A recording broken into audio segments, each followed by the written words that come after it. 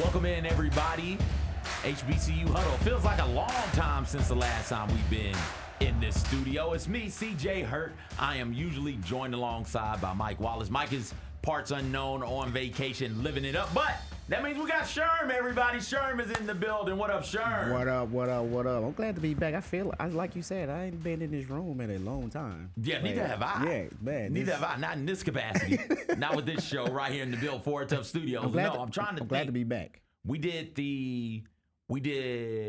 So it was before the 4th of July. We did a show last week. If you missed it, okay, go back and watch it. Yes, it was great. Do. It was live from SWAC Media Day. Shout out to Ricky. She did a tremendous job shooting it. We talked to Commissioner Charles McClellan. Okay. We talked to a couple of other. Donald Ware was there. Okay. I'm a family member of the show. Mo Carter was there as well. Another family member of the show. We had a lot of great interviews on there, including with, like I said, Commissioner Charles McClellan. Yeah. They had just announced that the SWAC had their own TV network. So talk to him about that. Congratulations to that. Big time stuff going on. Go check it out. You can find it wherever you're watching us or listening to us at right now.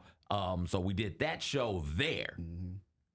And I don't think we did a show here since June. Man. So it's been quite some time, Sharon. Been quite some time. But we're back. We are back. We're back. Great show lined up for everybody. It's football season. It is football season. So we got some football news to talk about. The preseason coaches poll on the Box to Row rankings that dropped earlier today. We're recording on Wednesday, so it dropped earlier today. We're going to talk to that, get Sherman's thoughts. I'll give mine on that. We will also be talking about the collaboration between Ralph Lauren, Morehouse, Spelman. That continues, so we'll talk about that as well. Since it's been so long since we've been here, we hadn't even gotten to mention that the NBA HBCU Classic presented by AT&T, they announced their two teams competing in that game this year at the All-Star game in L.A. We'll talk about that. We've got great interviews from Alabama State head coach Eddie Robinson Jr. and Alabama A&M head coach Sam Shade, so we'll get those going as well. Plus, we got a great fun pick six for you as always.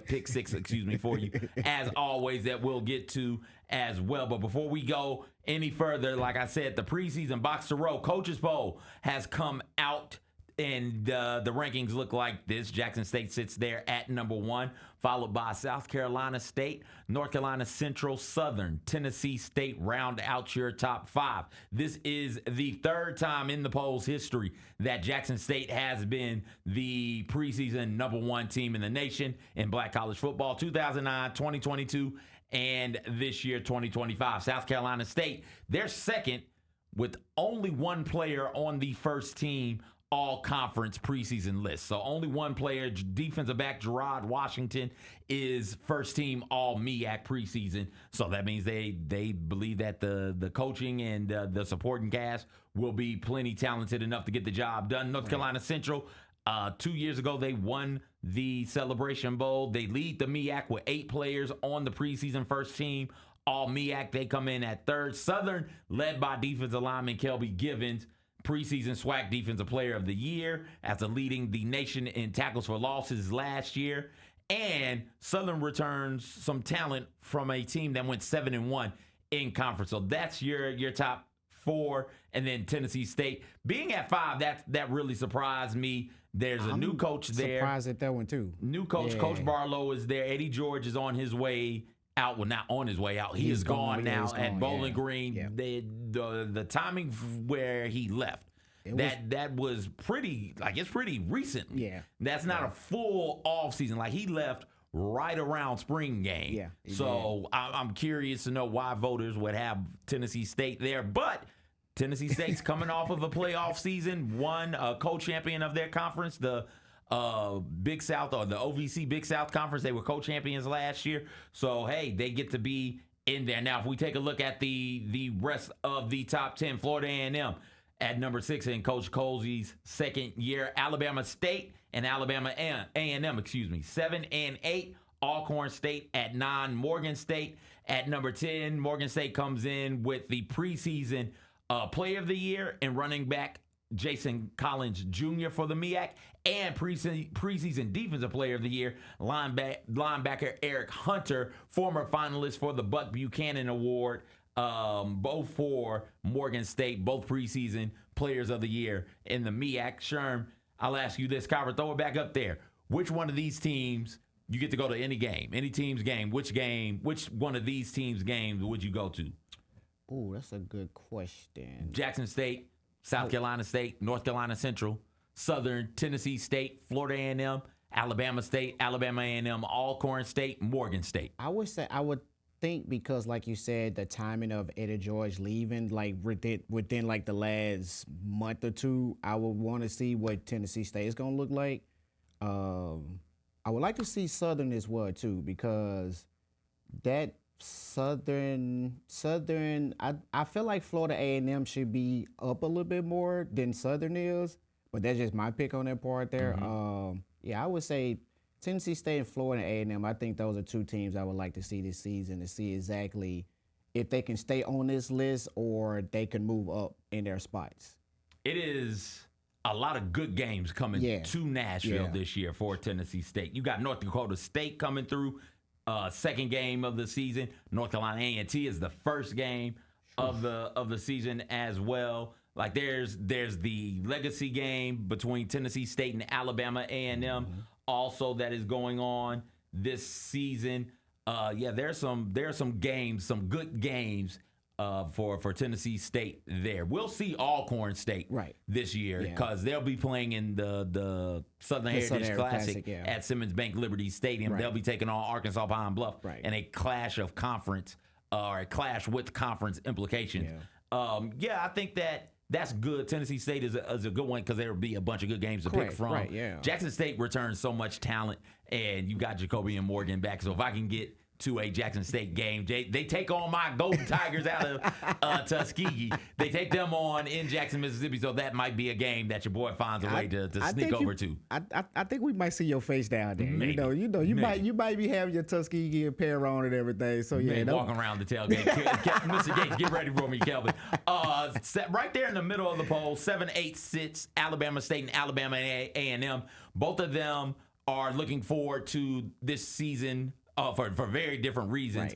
Alabama State will start with Eddie Robinson Jr. is coming off a year where they finished second in the SWAC East, but they were down to like their fourth string quarterback pretty quickly. And they ended up losing 5 games by one possession. 5 games by a combined 19 points. Which, if you do the math, 5 divided by 19 is basically 5 divided by 20. That's like 4 points per game. Yeah, that is.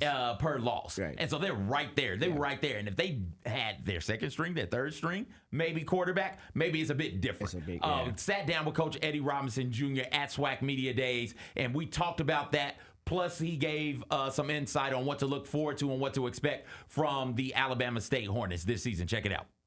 CJ Hurd right here at HBCU Huddle. Pleased to be joined now by Coach Eddie Robinson Jr. Coach, how's it going? Going well. Appreciate you guys coming out here to be a part of this.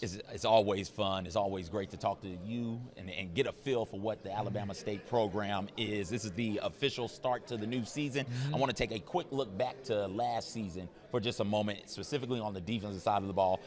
I need to go through all of these so the listeners fully understand. So here are the categories where Alabama State finished in the top 10 nationally on the defensive side of the ball. Total defense, 3rd. Total sacks, 1st. Sacks per game, 3rd. Tackles for loss, 8th.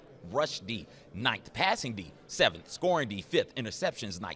Forced fumbles, 1st. Turnovers gained, 7th. Turnover margin, 5th. And first downs allowed, 6th. By my count, that's like 12 different categories. Coach, you lose a lot of talent from that defense from last year, though. What can we expect from the Black Swarm going forward this season? Well, moving forward, we have a bunch of young guys who have to step up. They've been itching to get their chance to play, and I'm looking forward to watching them go out there. You know, our motto as a team, and more importantly, defensively, is to be tough, physical, and violent. So they know their expectations. We talk about it every day. Defense is an attitude. You know, you have to go out there with a mindset that I'm going to impose my will on other people on the side of the ball. So the scheme is a scheme, but at the end of the day, if you don't go out there and execute it and be tough, physical, and violent, it's not going to work out. You've got, speaking of physical and violent, we see that that's the message most of the time on defense. That's also the message up front with the big hog mollies on the offensive line. You've got not 1, not 2, but 3 offensive linemen preseason, all SWAC, the first or second team. What do you like about that unit, the offensive line unit this year? Yeah, I mean, I think that's going to be a strength of the team. I mean, those guys have the mindset, and to me, it starts defensively. Your defense, you go out there and you practice physical, you're going to force those guys to respond. And so sometimes when you get punched in the mouth, you got to make a decision. I'm going to punch back. And so the offensive line, they've been punching back. So I like to see that. We believe in having a lot of competition in practice. And those guys, Desmond Daniels, Cam Smith, those guys have been stepping up. Frazier, and year, Desmond Penn, who was a former walk-on, a preseason all-conference guy. So it's fun watching them take that maturity to be like, hey, we're not just a part of the team, but we want to be the focal point of the team. And if you can win up front, you have a great chance to win the ball game. We talked to Cam right before you came through, and the first thing Cameron said before the camera got going, he looked at the camera and said, oh, that's a blah, blah, blah, blah, blah type of camera. What is it, how do you manage both as a coach, the football side of things, plus the school and the extracurricular side of things as well? Yeah, well, that's the biggest thing is us, and we're trying to make an impact on our community. We're trying to teach these young men that come to us at 18 how to be young adults and then eventually be fathers and coaches and stuff like that. So we believe you develop the man first. If I develop the man, the football player will take care of himself. If I'm going there and every morning I'm talking about what do you do on cover 4, cover 3, and never ask him how his life is going, what he's doing, and Cam has a career in the media. I mean, he spends a lot of time, video, and so he has a whole separate career. So if I'm not concerned about that, I'm only concerned does he know what to do when he has to pull or has on the trap, then I'm not really involved in his life as a personality, so as a person. So that's the biggest thing that we do. It works out for us, and you truly got to love him before you coach him. You know, Coach Eddie Robinson would say that all the time, and you got to really love and care about the kids before you want to sit here and talk football. Absolutely. This time last year, I was really high on Alabama State. I felt like that defense was going to be great, and it was. And I really liked the quarterback that you guys had at the time. You got Andrew Body to transfer in. Unfortunately, early in the season, early in the first game of the season, he goes down. And then there's sort of a run of injuries to that quarterback position that really derailed your guys' season. How does that side of the ball look, and what are you liking from them over there on the offensive side of the ball at the skill position? Yeah, so I think whenever you have adversity, you can look at it two ways. So we had a motto, you know, I'm a philosophy in the Stoics, you don't complain. And so we never complained about it. Nobody cares about your complaint. The times I have complained, nobody came and fixed my problem. You got to do it on your own. So we had that type of mentality. So I think it made us tougher as a team. The individuals in the room realized that regardless of what happens, we have to get the job done. But, yeah, when you lose multiple injuries at the same position, we had 3 quarterbacks had season-ending injuries in the first 2 games. Yeah. So for a team to fight back and overcome that adversity and still win 7 games, finish second in the East, I think it shows a lot about that team. So now we want to take that next step and be a dominant team. And we know that we have injuries that will come, but it really doesn't matter. The mission is the mission, and that's how you have to have that type of mentality. Absolutely, and even with those injuries at the quarterback position, even being down 3 quarterbacks to start the season, first 2 games of the season, you guys had 5 games, 1 possession, where you had losses by a combined total in those games of 19 points. So that averages out to right around 4 points per loss. That's a field goal here or there. type of thing here or there. What's been your message? Have you talked to the team about those close games? Have you seen some improvement? Have you hammered down on the, hey, we got to finish? Yeah, well, to me, I mean, it all starts with field goals and stuff like that. You can't kick, you can't win. So we always overemphasize the kicking game. But our word for this year is execute. So we know we have to execute in crucial situations.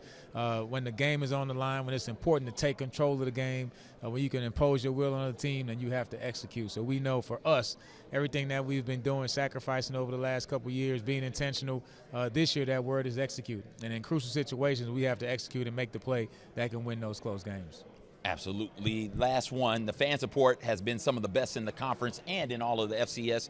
3 straight years finishing in the top 10 in attendance, 2 straight years finishing in the top 5 of attendance. What does that type of support mean for your program, and how does that type of support help you create the home environment that you guys have right now? Yeah, we have 5 home games. I think we have 8 within the state of Alabama. So if you have a tank of gas, you can go to see the Hornets all the time. But the fans have done a great job of supporting us all the way back to when I was a student here at Alabama State. Over the years, we come out. We come out, and we're proud to be Hornets. We appreciate it. We understand the history of the Marion 9 and the university, and so it's something that I take personal. I love that they come out. A lot of them A lot of people that are coming to the games are my classmates and personal friends. So for me, I want to make sure that they go home happy. I want to make sure they go to the tailgate after a win. So we understand that our mission is to go out there and give the fans something to cheer about and make them want to come back and support Hornet football. Absolutely. Coach, thank you so much for joining us, man. We appreciate it.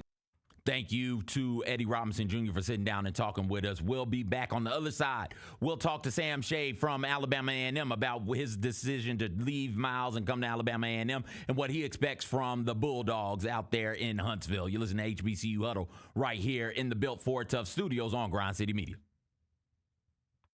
Scotty Scheffler ran away with the Open Championship this weekend. My God, this guy, he's not real. Have we reached the point with Scotty Scheffler where you don't have to care a thing about golf, but you still know there's a dude named Scotty Scheffler who is awesome at it? He is solidified himself as one of the greats in the sport. At this point, probably of all time. The Gary Parrish Show, live on weekdays at 10 a.m. on YouTube at Grind City Media and the official Grind City Media app.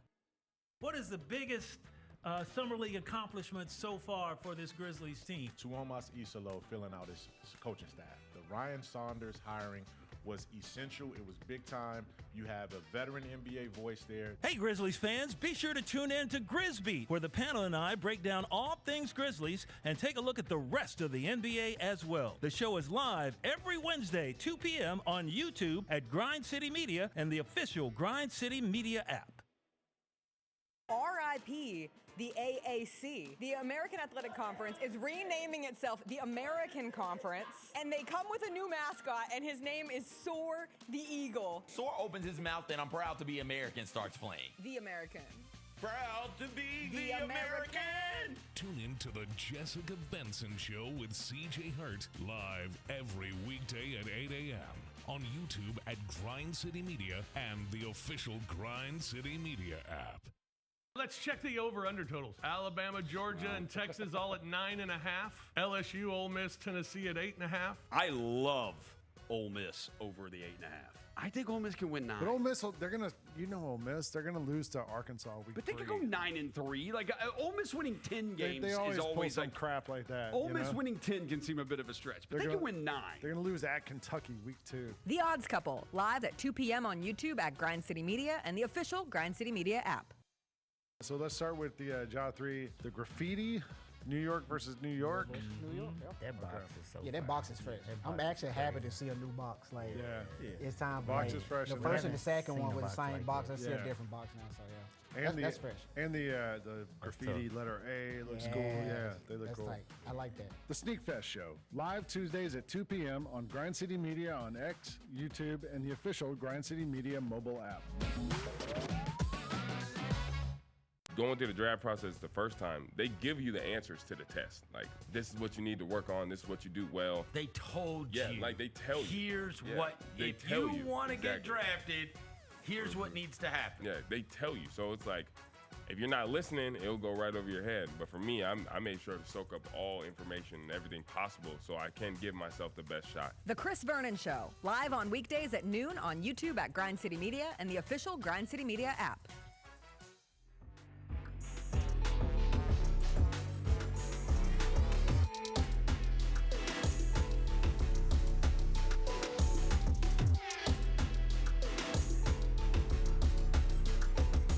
Welcome back in, everybody. HBCU Huddle. CJ Hurt. Sherm filling in. Yes, sir. Thank you very, very much, Sherm. Yes, sir. Alabama A&M's got a new coach. Gone is Connell Maynor. In comes Sam Shea. Somebody you might be familiar with, but for those of you who don't know, Sherm, proud Miles alum. Yes, I am. Shout out to all my Golden Bears down there in Birmingham, Fairfield, not Birmingham, Fairfield. Sam Shea, 17-6 record the past 2 seasons at Miles. Got Miles their first ever win over an FCS opponent in 2023 when they knocked off Alabama State. Miles won their first ever playoff game, D2 playoffs this year, after going perfect in their conference in the SEAC, beating the hell out of the likes of the Golden Tigers, Tuskegee, but I'll forgive you for that. Miles won their first ever playoff game against Carson Newman, 14-13 last season as well. It was looking like there was going to be something special brewing there for Miles, and then lo and behold, the job comes open. and gone to Sam Shade to Alabama A&M. Sat down with him at SWAC Media Days. Talked to him about the decision to leave Miles and go to Alabama A&M, and some expectations, fair expectations for Alabama A&M this season, as well as the legacy game against Tennessee State. Check it out. Hits don't stop. They just keep rolling. We are pleased to be joined now by Alabama A&M coach Sam Shade. We just spent 2 minutes, coach, talking about the connection between Alabama A&M and Memphis. Can you share with the listeners and the viewers about that connection? I sure can. We actually we recruit the city of Memphis pretty heavy. We've got 2 coaches on our staff. Our offensive coordinator, Dennis Alexander, he's from Memphis, and also our quarterback coach, Kenton Evans. He's also from Memphis. Both of those guys are phenomenal coaches. They love the city of Memphis. They get back in there and try to get guys out of there, and they're trying to get them over to the hill, over to Alabama A&M. So, just really excited about being able to recruit Memphis also. What is it about the Memphis scene? Is it that makes it so talent rich and something that because you see the director had the Memphis shirt on, like, oh, y'all are from Memphis, and immediately you light up like, hey, we love Memphis. We recruit Memphis. What is it? It seems like you make Memphis a priority recruiting. Well, it's basically my time as an NFL player. I actually played with a number of guys from that Memphis area. Yeah. So obviously I know the talent there. And even I played at the University of Alabama and played with some guys from Memphis, from some great programs and things over there. So, once I got into coaching, I knew that, Memphis is a place that you're going to be able to find guys that can play and have talent. Absolutely, absolutely. This is your first year at Alabama A&M. How's the transition been so far? It's been busy. It really has. Between trying to, just really get to know our players and spend time with them, also trying to working on implementing our offense, defense, and special teams. We've had our work cut out for us. We really have. And then we've had, obviously players that left the program for other programs through the portal, and then we brought in players. So it's pretty constant as far as the day-to-day operations of a college football team. Absolutely. What are some of the lessons that you've learned through your coaching career so far that you think have prepared you for coaching at Alabama A&M going forward? Well, one of the biggest things for me is control what you can control. There are a lot of things that are going to happen that are out of my control. And so I don't try not to worry about those things too much. I try to find solutions for those different things that happen. But at the end of the day, I just pray about it and, move on. But also being a college head coach, it doesn't matter what level you're doing it on. There's still going to be the same situations. You still got student athletes to deal with, parents to deal with, alumni, fans, administrators to deal with. So actually going from Division II Miles College to Alabama A&M, there really hadn't been anything that I hadn't seen or experienced as a head coach in college or as an assistant coach in college. Absolutely. You managed to you talked some about the transfer portal earlier. You managed to get Mekhi Hagans out of the portal. How has he looked in spring and summer camp so far? Well, Mekhi actually, when he left Pine Bluff, he actually went to Lamar. So he was at Lamar in the spring. And then after spring practice, he got in the portal, transfer portal, and we had one of our coaches on our staff, was on the staff at Pine Bluff last year, and Mekhi reached out to him, and that's basically how everything happened. We looked at it as an opportunity to bring on another guy that's played in the SWAC, another talented player, because we're always trying to acquire talented players, because the thing is, some people say, well, you had a quarterback. Yes, but at the same time, you're still always trying to create competition. And also, I've been in a situation my first 3 years as a college head coach. Our quarterbacks have not been healthy for every game of the season. So having a guy like Mekhi, bringing him in for competition at that quarterback spot, but also it gives us depth and it strengthens that room. The Legacy Series kicks off this year. You guys at Tennessee State, y'all are about 2 hours apart from one another. Yes. Why is that an important matchup for HBCU fans to know about and keep and follow as the years go on? It's a 4-year deal, right? So yes, this year, 4-year deal. 27, 28, and 29. Yeah, it's a home and home series. Yeah. We go there this year, then they come here. I think it's great because you've got 2 HBCUs that have a lot of history, and they've got a lot of fans that know each other. There are Tennessee State folks in Huntsville, and there are A&M folks in Nashville.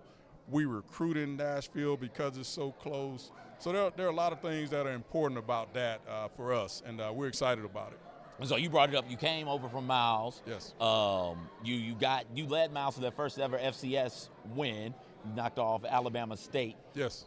You're at Alabama A&M. I don't know if you heard or not, but there's a big-time rivalry in a classic that features Alabama A&M and Alabama State. How's your time at Miles? First, let's ask this. Have you participated in many Magic City Classic activities being a Birmingham guy? Well, up until I went to college, yeah.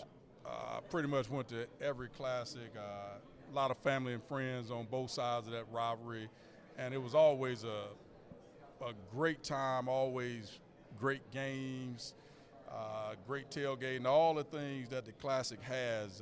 It was exciting to be able to be around it and be a part of it. Now it's going to be a really different deal for me being the head coach at Alabama A&M and having to be so locked in on the game that I've got to block out all the other festivities that are going to be going on here in Birmingham. But I'm looking forward to it. Yeah, that's always a highlight on my sketch. See, I went to a HBCU in Alabama. I went to Tuskegee. Yes, sir. I graduated Yes, sir. from Tuskegee. Yes, sir. And while I despise both Alabama A&M and Alabama State, and I'll be honest with you, Coach, I ain't too fond of Miles either, man. I love it when I get to sit down and watch them play because there's something communal about it. It holds us together. While we come from different HBCUs and while we got the rivalries and things of that nature, there is a sense of camaraderie, brotherhood, sisterhood that also goes into being an HBCU grad, HBCU alum. Absolutely. I tell you, I came down this offseason. I really wanted to make it a point to get out and talk to our alums, different alumni groups. I've had a chance to be in Mobile with that group, in Montgomery, Birmingham, Decatur, and we went down to Birmingham, and it was with the Magic City alumni group. Yeah. They've got two different groups in Birmingham, and I was shocked. They had this fundraiser party, scholarship party, and there were people from Miles, Alabama State, Tuskegee. But, I was surprised to see them, but, man, I thought that was the coolest thing, like you just said, just the community-type atmosphere that we have with our HBCUs. I think it's awesome that. In Memphis, there's a SWAC picnic where all the alums from the various SWAC chapters get together. You got to come one year for the picnic. And Kelvin Gates does a great job. Shout out to Kelvin. Does a great job organizing it and running it. Right. He's like, hey, everybody just come. Just come through and hang out. So I'll be out there with my Tuskegee gear on, and it's just like a giant family reunion, man. It's great. Good stuff. That's awesome. And, and I think we take that to the games. Yeah. We take that before the game, the tailgating and all that stuff. I encourage our fans, make sure we get out. We're there. I tell our fans, man, hey, I want you to show up and show out. I'm talking about you at the tailgate, you're eating, you got your music playing. But when kickoff comes, I want them all in the stadium. Absolutely, absolutely. We'll get you out of here on this, Coach Shade. It's a busy day at SWAC Media Day. Don't want to keep you any longer. What does a successful season look like for you guys this year at Alabama A&M? Well, our goal is to take them one at a time, and we want to go 1-0 every week. I know that's kind of cliche as people talk about that, but that really is the goal because that allows you to stay focused on the next game. And right now, I don't know if I really know what that success looks like. It's really more about our players and how they progress during the season on and off the field. Because I've coached teams where we haven't won championships, but I've told those young men, I've seen those young men become champions off the field. And they might not have been champions on the field, but I saw them become champions off the field. All right, Coach Shade, thank you so much for taking time out. Good luck to you this season. Yes, Coach sir. Sam Shade, Thank you. Alabama A&M, joining us on HBCU Huddle. All right. You see Goldberg open that door, and he makes that iconic walk to the ring for his last match. And the best part about it, 5-star, after the match, he wants to give a farewell speech. And WWE said, Hell no, buddy. Does it suck to get cut off? Yeah, it does. But if you went too long in your match or the show went too long, it's live television. You don't just say, hey, we're staying on the air. Tune in to Grind City Wrestling weekly on the Grind City Media app and on the Grind City Media. Final score in Nashville last night: Switzerland 4, United States 0. Guess how many shots on goal? Take a guess. 1. 0. Switzerland's keeper could have sat down in the goal and went like this the whole game. And the United States would have still scored 0 goals? That's wild. The Gary Parrish Show, live on weekdays at 10 a.m. on YouTube at Grind City Media and the official Grind City Media app. What can the Memphis Grizzlies learn from the Thunder Pacers NBA Finals Series? Your style of play is not something that you really have to change. Both of these teams love to play fast. Both these teams love to play really aggressively on the defensive side of the ball. Hey, Grizzlies fans, be sure to tune in to Grizbeat, where the panel and I break down all things Grizzlies and take a look at the rest of the NBA as well. The show is live every Wednesday, 2 p.m. on YouTube at Grind City Media and the official Grind City Media app. There are futures for Aaron Judge possibly hitting 400. Hitting 400 at the All-Star break, plus 600. Oh, wow. To have a 400 batting average in the regular season, plus 3,800. To win the Triple Crown is only plus 145. I don't think he's going to hit 400 for the season. I don't either. I that would be ridiculous. Yes, ridiculous. The Odds Couple, live at 2 p.m. on YouTube at Grind City Media and the official Grind City Media app. There's a lot of guys around the NBA who have signature shoes who it's kind of weird that they have a signature shoe. Yeah. You guys know who this is? This is the D-Lo's, right? That's D-Lo's logo. That's right, D'Angelo Russell. Who's this one? Do you guys know? I have no idea. Denver Nuggets. Oh, Aaron Gordon, brother. Aaron Gordon. That's a good colorway. Isaiah Stewart. Oh no, I had no idea. I could have just said, who is this? You guys wouldn't have been able to tell from the picture. The Sneak Fest Show, live Tuesdays at 2 p.m. on Grind City Media on X, YouTube, and the official Grind City Media mobile app. When were you fine being a role player? I always think of myself as a star player because I'm doing stuff that guys don't want to do. I'm making winning plays. The whole goal of this game is to win basketball games. I think of Alex Caruso, he's a star player to me. Drew Holiday is a star player to me. Yes, indeed. TA is a star player to me. You know First what I mean? team. Yeah. The Chris Vernon Show, live on weekdays at noon on YouTube at Grind City Media and the official Grind City Media app.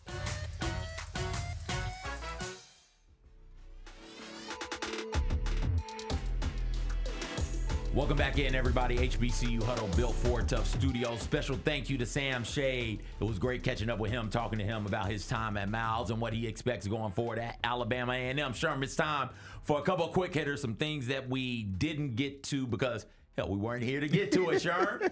Let's start with the NBA HBCU Classic presented by AT&T. Those teams got announced earlier this month. North Carolina A&T, Hampton, one of the premier rivalries in black college basketball, will take center stage during All-Star Weekend. Sherm, what do you think about this? I actually like this. I like that the NBA is incorporating this into the Classic week. I mean, to the All-Star Weekend. I just hope they continue this and just continue to put eyes on this, and because every year they do different teams, right? Every year they do different teams. So yeah, I love it. I mean, I love it. And this is the first year. It is not a black conference. Gotcha, So right, Hampton and North Carolina A&T will be a conference matchup, but they play in the CAA. Exactly. And so this right, will highlight them, not necessarily that. SWAC, MEAC, Yeah. SEAC. Who am I missing? Oh no. All these conferences. All these conferences. Don't worry about it. It'll come to me. Where Winston-Salem and them are. Where Virginia State, Virginia Union is. CIAA. Yeah. There it is. Like you had. Came I'm to so sit up here trying to think about it myself. Man, all these acronyms to keep up with. But yeah, so this will be the first time they're highlighting them, the CAA and Hampton and North Carolina A&T. Again, this is a big time. Sure, that the battle for the real HU is tip top, right? But Hampton and North Carolina A&T, they're right there. In terms of rivalry, this will be great. This will be fun, and I like you, Sherm, am appreciative that the NBA continues to showcase HBCUs during All-Star Weekend, going out of their way to shine a light on these universities. What they need to do is, I mean, because we've seen NBA weekend is starting to get kind of boring to a lot of people. A lot of these guys that actually can, like HBCU guys, can actually dunk and all that, incorporate some of them into the dunk contest or the 3-point contest. Like, I love that they allowed them to play center stage during the game, but let some of those guys be a part of some sort of capacity. Some sort of fact. So, I like that thought, and we can brainstorm a bit more and figure that out. We got some time to figure it out. February 2026 is a long time away. It's a long way. You sent this to me, Sherm, when it came out. Ralph Lauren for Oak Bluffs in partnership, or Ralph Lauren for Oak Bluffs in association with Spelman and Morehouse. A new line from Ralph Lauren Polo. Some of the fits look chic, look classy, in a way that I am not sure. When you saw this, what were your thoughts, man? Man, I was excited. Like you said, you're not. That's my whole take on that. That's my style.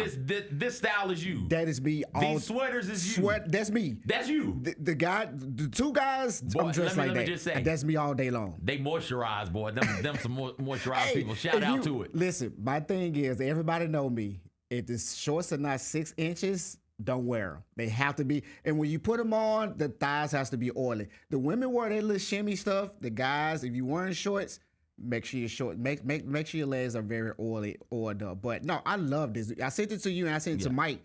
I was like, I love this. Like, shout out to James Jeter. I thought we talked about him. I think he's on the board or something with Polo, if I'm not mistaken, or something like that. But he had a big play in getting this collab to be going. But I love it. That's you right there. That is me all day long. I was unfamiliar. I'm admittedly with Oak Bluffs. Listen, there are a whole lot of different types of black. Yes, and I'm not trying to dissuade or talk down on or anything like that about different types of black. You got Oak Bluff. You got you got the Martha Stewart Vineyard. You have there's a lot of little stuff like that. Oak Bluffs, for people who might not know, like me, I had to do some research.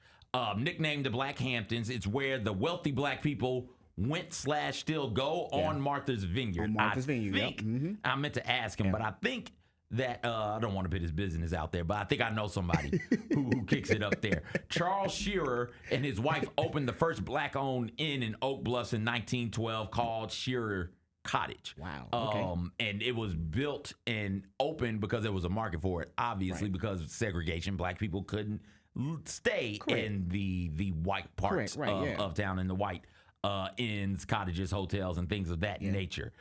Inkwell Beach was a beach where black people could go and be free. They called it Inkwell because a bunch of black people in the water. Exactly. Yeah. We're gonna call it something disparaging, and then the black people were like, no. We like it. Let's call it Inkwell. So Inkwell Beach is where they kicked it at. There's a movie. I think they still do kind of like they still go there when they go over there. People infamous for being a part of the Harlem Renaissance.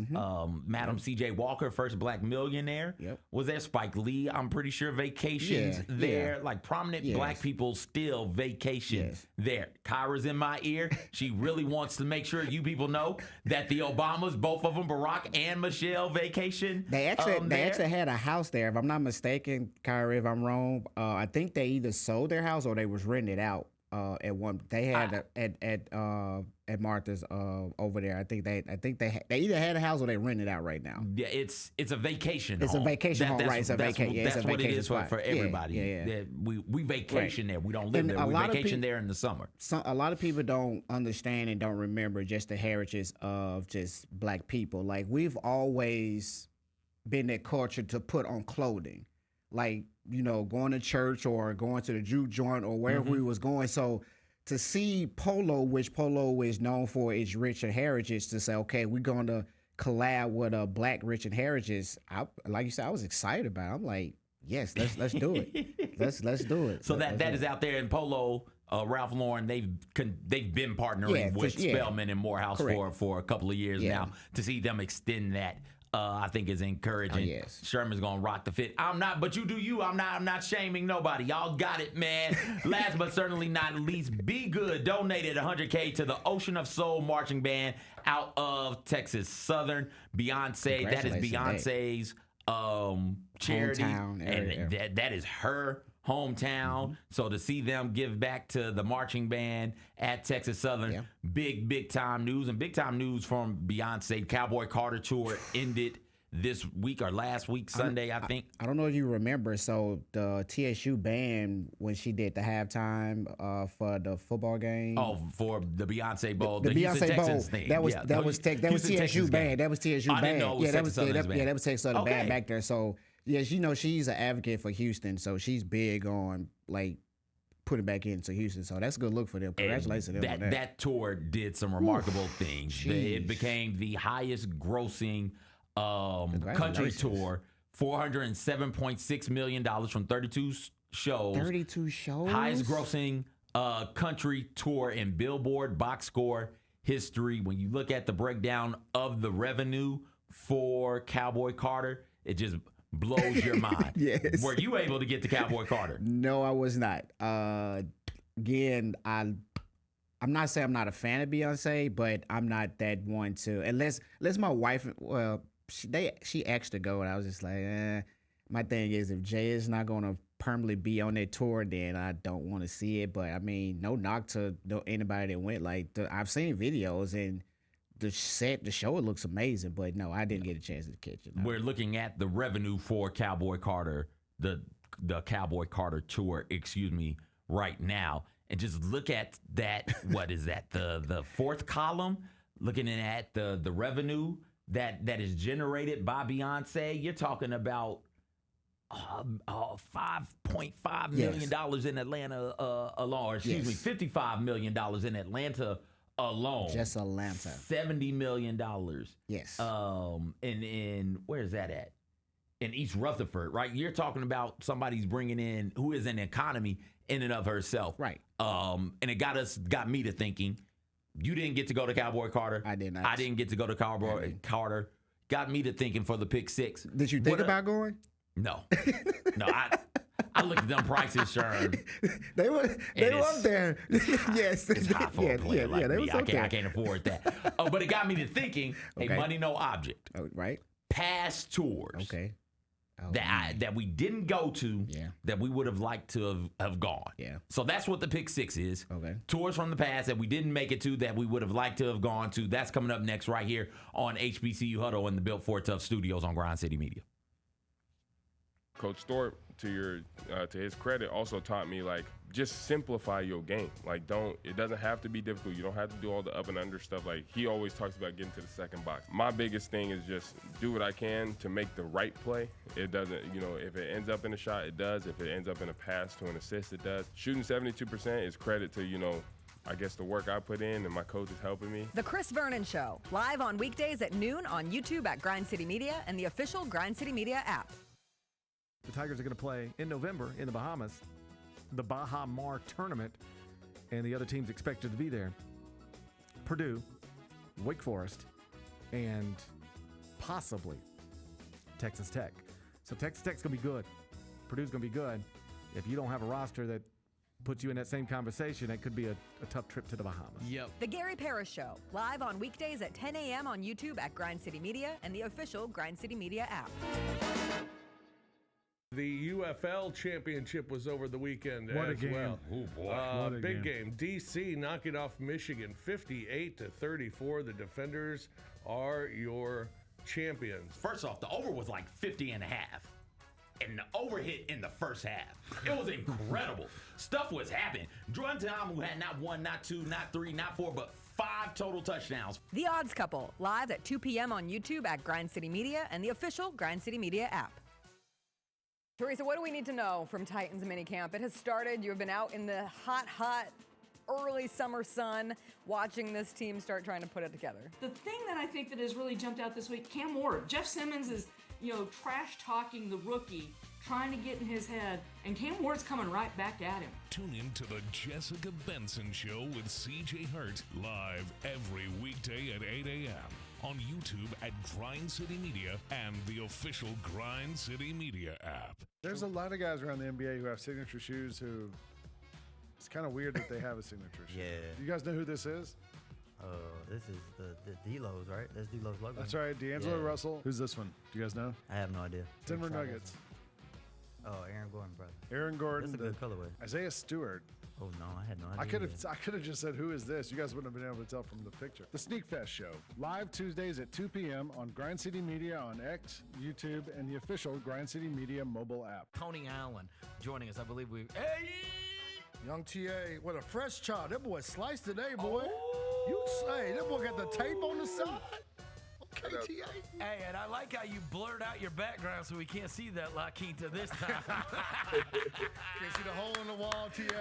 Can't see the hole in the wall. The Chris Vernon Show, live on weekdays at noon on YouTube at Grind City Media and the official Grind City Media app.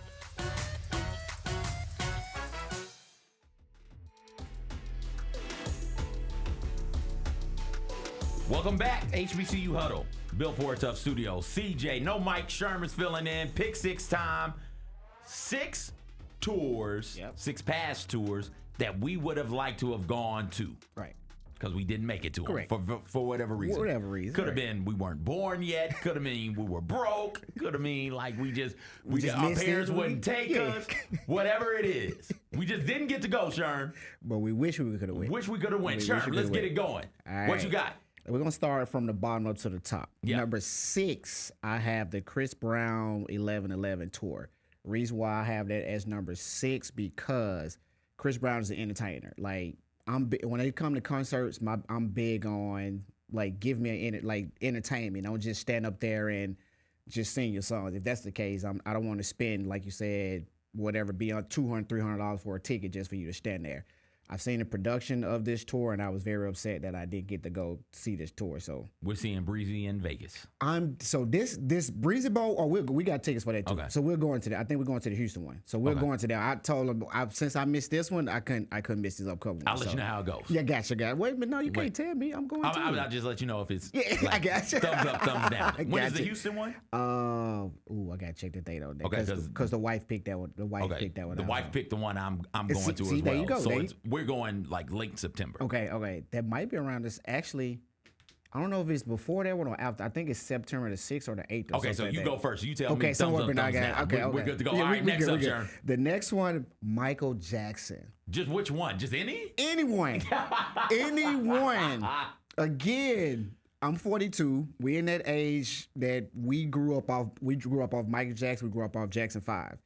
Like you said, around that time, parents didn't have the funds to take us on concert. We didn't even think about going to a concert when Michael was doing concerts. I think by the time I was old enough, to be able to see Michael in concert, I mean, at that point he was kind of at his inside of things. Rest in peace to him. But again, another entertainer. Yeah. Like everything we've seen from him, all the docs on him, the past shows we've seen on him. Entertainment. So wish I could have seen that, but I didn't get to see it. So Number 4, Kanye West, Glow in the Dark. Okay. Another tour I'm upset about. Again, seeing the Watch the Throne and him and Jay being together, that concert was amazing. And I missed this one. I was like, I don't even know why I missed it because I could have went. I have no clue on why. I guess I don't even know why I missed. I can't even say, but that is one that I wish I would have seen. Again, Kanye's an entertainer. His set, anytime he does his set up, crazy. Like it's super crazy. Give me number 3. Number 3, Linkin Park, but the European tour. Okay. Why the European one? Because it's just something about going to concerts overseas. Like I don't know, it's just a different experience. Okay. I mean, no knocks on the state because we see some good concerts over here, but over there it's like a different vibe over there. It's like everybody just having fun, enjoying themselves, no craziness. I mean, it's just exciting. Again, I'm a huge Linkin Park fan. I know people say, "How are you black?" Like, don't be surprised. Like, listen, man. I was at Miles. In the end, it doesn't even matter. Just bangers. At Miles, Yeah. guess what I was listening to? Linkin Park. Yeah, a that's lot of around that guys from Tuskegee, that was from Montgomery, from Atlanta. They was like, "Bro, what are you listening to?" Now, It was like, man, you put me on something I would have never thought about. So, Number two. Number two, I have Astro World. How Okay. can you not have Travis Scott in there? Like, the same way Kanye kind of opened that whole hip hop set list of like setting up your whole your everything, light show, your programming, the storytelling, all this stuff there. Astro World, this man had a full size roller coaster at his show. Another show that I hate that I missed because again, I had the funds to go. I just didn't go for whatever reason. And number one, I have Jay-Z 444 tour. I done been to every Jay-Z, well, everyone except one, except this one and the Hard Not Life tour. That's the only two that I missed. Everything else Jay have done, I've been to. I'm a huge Jay fan. Don't know why I didn't go to this. I don't know if we was out of town or doing something else. But again, like I said before, me going to concerts, I don't want nobody just kind of standing around and just rapping. Jay kind of does that, but he has hits like crazy. Plus, he has a good set. His set is very good. He might bring out somebody every now and then, but the energy at Jay-Z concerts are amazing. So, yeah, these are I wish I would attend tour right here. There it is. There's Sherm's. Here's mine. Number 6, Tour of a Black Planet, Public Enemy. That is the soundtrack. Fear of a Black Planet is the soundtrack of my childhood, right? Like my father. That's a good one. My father played the hell out of that cassette tape. The cassette tape in the car with the windows we had to roll down like this. Didn't have air conditioning. Not because the air conditioning broke. It just didn't when we bought it. It didn't come with air conditioning. It was a luxury. We hadn't started making cars that came with air conditioning yet. But that with Terminator X with Flavor Flav as well. Yes. Like that I would have loved with Griff. That would have been a great tour for me to go to. That's a good one. The Formation World Tour. Beyonce, that is the one off of Lemonade. Okay. And I remember watching Lemonade being like, holy hell, this is special. It's amazing. 1, this is special. 2, she was really, really mad at Jay-Z. She was mad. Yeah, she was. She was mad. That was around the whole elevator situation around that time. It was the one right after, not right after, but it was the one after the elevator. They had reconciled, made up, come to an understanding agreement. She's like, hey, I gotta drop this. I gotta drop this album. I gotta drop this album. I gotta drop this and album. I'm gonna put it all out there. And I'm gonna talk about you in it. And you just gotta eat it. And he's like, yeah, you right. You right. That would have been a good one to get to. Yeah. The Truth Tour. Usher. This was his first solo tour that's a good with one. him as headliner. Yeah. So, and this is the one after 8701. So you got the combo of My Way and the songs from 8701 in there. I'm a huge Usher fan. If you said CJ, your favorite R&B artist, it would be Usher. We went to the Past, Present, Future tour, and we were there in Atlanta, which was outstanding. That's a good one. So the Truth Tour, Usher. Number 3 for me, 24 Karat Magic World Tour. Okay. And that came through here, if I'm not mistaken. It did? I'm pretty sure at it the came. Forum. I think it came through Memphis, if I remember correctly. I gotta look that one and up. just broke. Just poor. Could not do it. Could not pay the money. But I will go. There are 8 or 9 albums that I listen to at least once a year. And this is one Bruno's of an them. entertainer too. Oh yeah. He's an entertainer. Oh yeah, and it would have been incredible to sit there. And with me, I just started going to concerts the past like 2 or 3 years. So for me, the thing I like at concerts is, hey, do you have enough hits to keep me entertained? That's the thing right this there. This would have been. Yes, I love that's that the album. thing. I would have been up bopping about, singing along, all that jazz. That's my number 3. Number 2, the Purple Rain tour. Prince. Sheila E. was there. Apollonia 6, they were there as well as openers. Here's the set list, Sherm. Okay, let's hear it. And you tell me. Okay. You tell me, hey, there's a lull here, CJ. Okay. All right. This is a random set list. I think it's the Detroit show. Yeah. Let's Go Crazy, Delirious, 1999, Little Red Corvette, Free, Father Song, God, Computer Blue, Darling Nikki, The Beautiful Ones, and When Doves Cry. Where's the lull at there? There's not one. Good. Thank you, Sherm. The first. You see, I'm quiet. The first encore. I would die for you, baby, I'm a star. So obviously we're going to get a second encore. Yes. Your boy is closing with Purple Rain. With the rain falling. Purple, get out of here. The same way like he did the Minnesota football, The Super Bowl. the Super Bowl in Minnesota. Purple Rain. I think that was Miami, but the same thing. It's the same way, yeah. All that whole setup. Come on, man. Yeah. Come on. And Like, you are advocate of taking your shirt off. come on. So Prince is going to be out there with his whole booty cheeks out.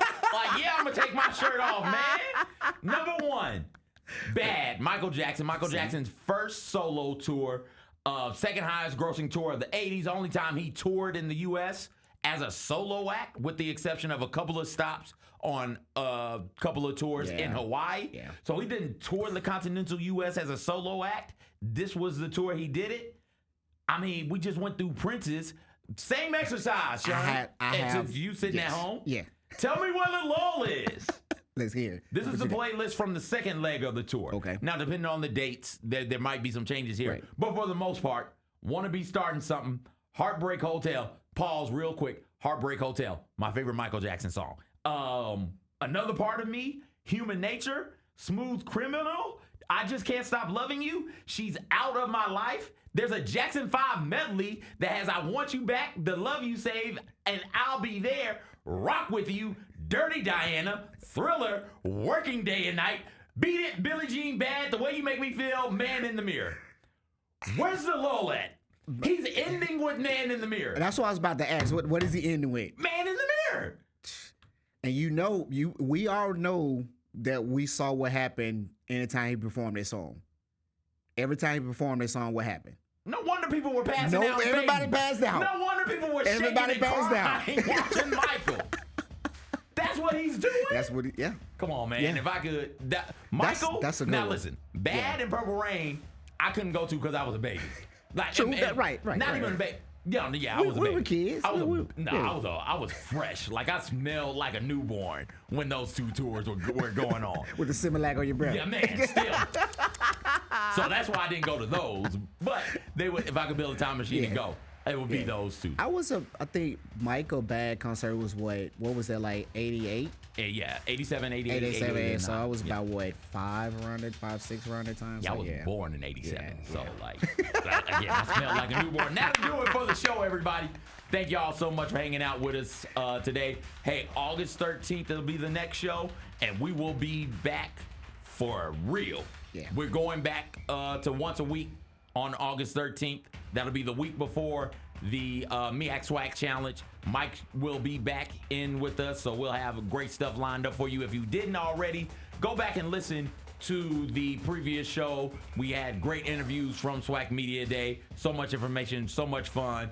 You don't want to miss it, so go back and listen to that episode if you hadn't already. And thank you for rocking with us. And thank you, Sherm, for coming in. Appreciate you every time you fill in. So for Sherm, I'm CJ. For Kyra downstairs, thank you, everybody. Have a good day.